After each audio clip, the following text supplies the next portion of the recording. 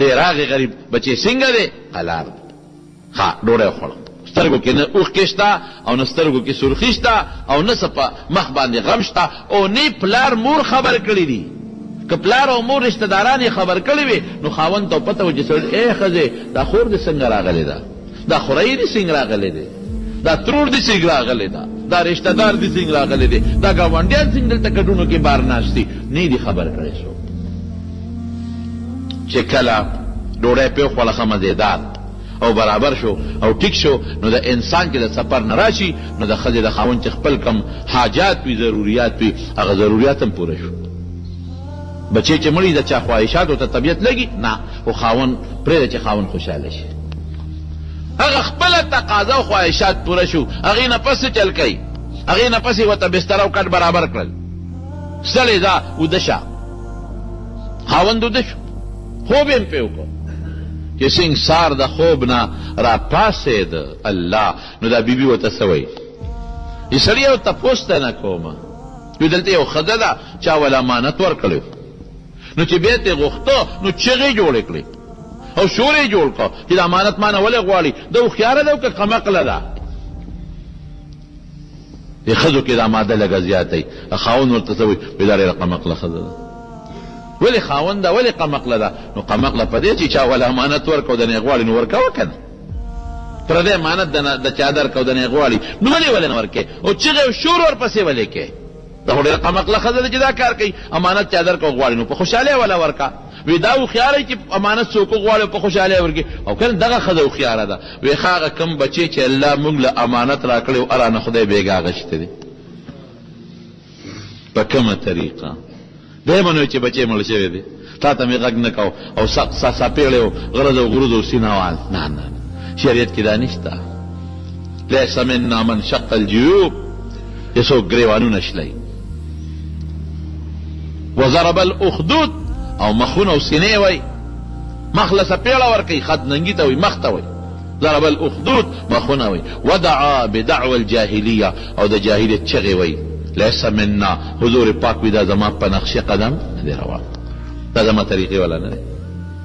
دا د جاهلیت په رسوماتو باندې روان دی بعض صبح هغه امانت خدای غشتی دی اوهو یا ښځې دا دې را سره څه وکړل زما بچې مړ پروت و په کوټه کې په کټ کې او ما خوبونه کول او موږ خپلې خوشحالۍ کولې او ما ډوډۍ خولې وی بس نورې خبره پرېږده خو وارو السریه ورسې ځان سره ملګري راولې چې دا ماشوم پټ کړي لال نبی کریم صلی الله علیه وسلم ته ټوله قصه یې ورته وکړه الله حضور پاک څه کوي دعا وله کوي الله دا ښځه خاوند چې بېګا یو بل سره یو ځای شوي دي په دغه صدمه کې خدای ته ولې داسې بچې ورکړي چې هغه ډېر مبارک بچې وي او مثال او نمونه وګرځېدل مثال او نمونه وبشر الصابرین الذین اذا اصابتهم مصیبة قالوا انا لله وانا الیه راجعون بدا اصل قاعده شوه انا لله موږ د خدای یو خدای ته واپس کیږو خدای د نبی کریم صلی الله علیه وسلم لور د حضرت زینب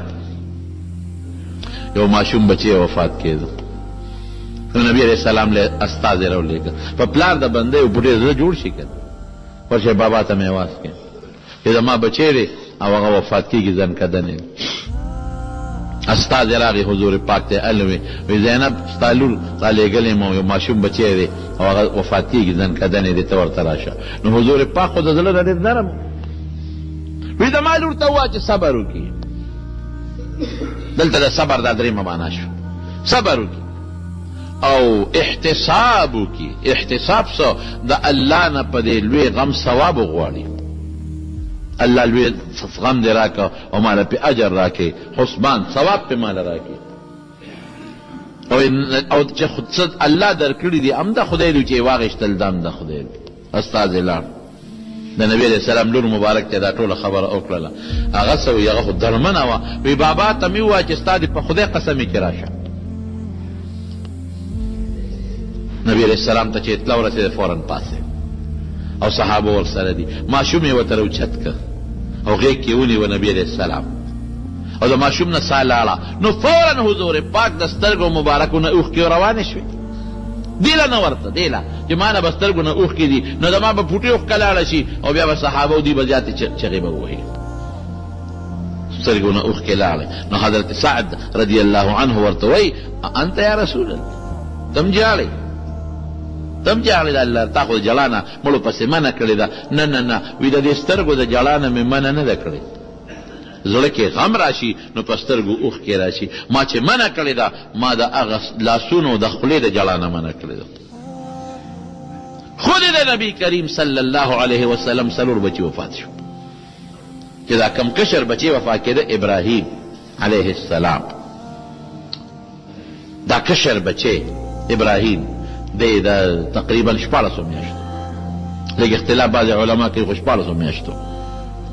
نو نبی علیہ السلام چې دایي له ورکړی. پخوا به عربو کې دغه رواج و چې ماشومان به بل له ورکول چې هغې پوره حفاظت وکړي، پیسې به ورکول. اطلاع راله یو صحابي وایي یو ځل نبی علیہ السلام یو ځای کې ځو او ابراهیم معلومات وکړو، موږ ورسره لاړو. نو بچی خو ډېر خوږ دي که نه، وی ځان ته یې راوچت که او د سپېمو ته به یې نیوه، بویاو به او ښکلاو به، بویاو به او ښکلاو به. ماشومان بچی بنده ښکلولی شي. یو صحابي د ماشومانو بچو متعلق خبره کوله چې ماشوم ښکلول. نو هغه صحابي وایي خو د باندې هغې وی قسم دې 10 بچي مې دي که یو مې ښکل کړي، ما قبلت واحدا منهم، دی 10 بچی مې یو مې نه دي ښکل کړی. حضور پاک څه فرمایي وایي چې ستا د الله نه خدای رحم اوچت کړ نو زه یې دله پکې واپس اچولی شم. څه مطلب؟ د رحم دا یو دغه غوندې ورکوله، زوره نه ورکړه چې دا ماشوم ښکلول خو هله کېږي چې زړه کې ماشوم سره مینه پیدا شي، رحم راشي په ماشوم، نو بندې ښکل کړي. نو د ماشومانو ښکلول دا په شریعت کې جایز دي، بویول په شریعت کې جایز دي. د دې حدیث ته معلومه شوه. نو بویاو ښکلاو به. یو وخت کې اطلاع شو چې راشي هغه ماشوم بیمار دی. الله چې حضور پاک ورغې د 4 زوی دی، څوک 3 زامن څوک 4 زامن، بهر کې د 4 زوی دی او په ماشوموالي کې وفات کېږي. اسانه خبره نه ده. د خدای راولي په صحابو باندې په پیغمبرانو چې امت ته واریا او عبرت شي او تسلي شي. هغه ماشوم نبی علیہ السلام راوچت که ځان ته او سترګو نه بیا اوښکې وبهېدل او سید حضور پاک په مخ کې لاړه او سوی دومره پټینې ټکې وی وانا علی فراقک یا ابراهیم لمحزونون، ابراهیم ستا په جداوالي خفه یو. لا نقولو الا ما هغه نورې خبرې نه کو، هغه کو یرضا ربنا چې خدای پې خوشحاله شي. نورې خبرې نه کو، خدای نه خفه کو. انا لله و انا الیه راجعون.